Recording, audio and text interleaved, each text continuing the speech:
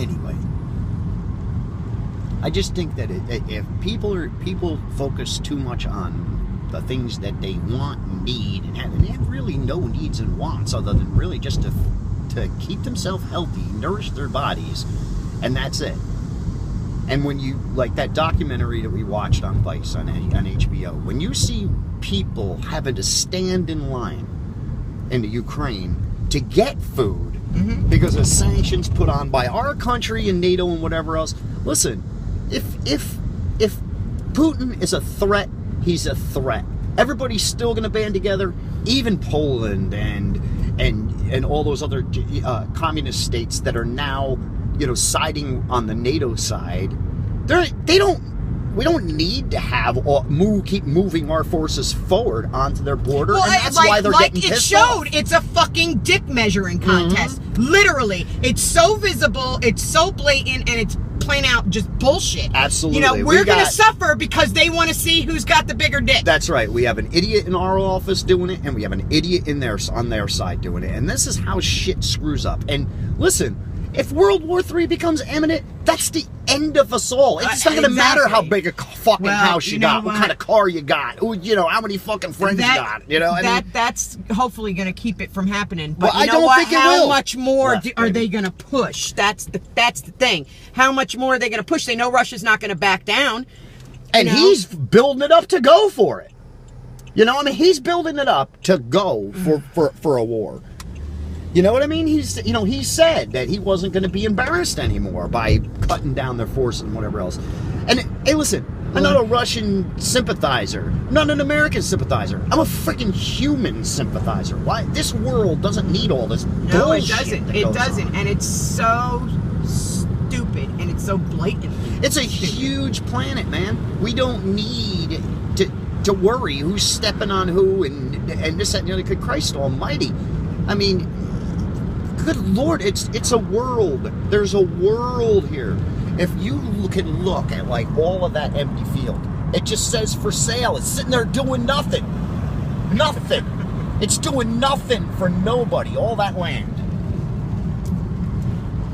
It's ridiculous. It's working hard to get ahead, and people work for people that talk like that. That's bullshit. Some people are afforded different circumstances in life. Absolutely afforded different circumstances in life. Things happen, illnesses happen, and, well, let's just put it out there, we can't even cure our illnesses the right way because, of course, we now have to govern plants. I mean, come on. It's all about population control. I keep saying it. Absolutely. It's all it is. It's population control. It is. And if you don't think like, hey, look at Camp David. Wait, something else will come when we start seeing our generations living longer. When we are, we're already doing it, but you know what? It's going to get even better. Now that cannabis is legal where it is, it's going to continue to get legal, and everybody's going to keep their endocannabinoid systems up. It's going to become a preventative, not just a medicine. Absolutely. And it's going to be a lifestyle. Absolutely. And that's absolutely. That's like when you're going to see new diseases coming out that the government's going to put out because we're just living too motherfucking long. Absolutely. And they don't want that. That's right, because of course the way our system is set up, we get to collect our money. We're draining on the 1%ers as far as they're concerned. That's right. And I love it. That's the other funny thing. Remember when we read the article and the government's trying to crack down on the 1%ers and blah, blah, blah, blah, blah. They are the 1%ers. I know. They're not going to crack down on themselves. Let's put it this way. Let's be realistic for 5 minutes. Let's be realistic for 5 seconds here anyway. If you tell me, hey, listen, I'm going to govern to make my worth less and make me less powerful when that's all they fought for in their whole life is to become this. It's ridiculous. It's ridiculous. Simplicity is perfection. If you could perfect the easy little things in your life and the easy little things around you, then how could your life get any better? Well, see, that's the focus that I would want is look, the government's fucked. We all know it. The system sucks. It doesn't work. All we can do to get through what some people think this is hell on earth, this is what we live, right, to make it the best you can every second of every day, and you need to just care about the little things that get forgotten so many times in our life, right? Because of bullshit. You know, the funny thing about it is that on all these sanctions and all this happen, it's always America, okay, that starts them. Why? Because we don't border any freaking real threat. Mexico's not a threat to us. The Canadians aren't a threat to us. They're our friends, first of all. And second of all, what are they really going to do? You know what I mean? So we don't have to worry about that. When you press economic sanctions on people, and sanctions of this and sanctions of that, now you're not hurting their government as much as you're hurting their people. And their people aren't doing this. You know, and their people, now the dollar's worth, their dollar, their ruble or whatever it is only worth half of what it was. So whatever cost you $1 last year cost you $2 this year. Imagine if that happened here. Yeah. I mean, we scream when gas prices go up a nickel.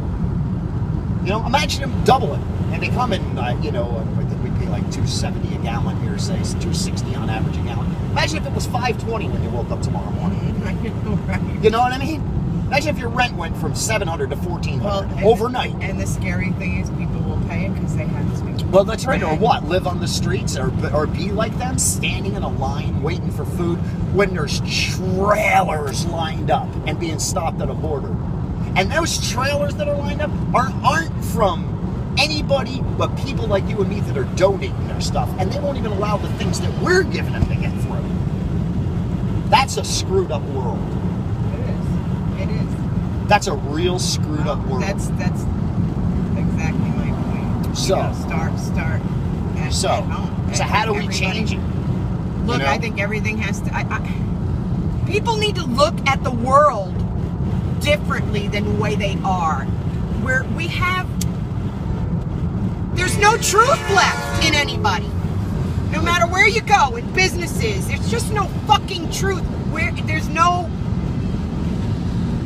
morality anymore. And here's the thing when it comes to it is that it becomes all focused on the American people and what the issues that they're saying that they, first of all, you're electing these government officials on a promise that they never keep.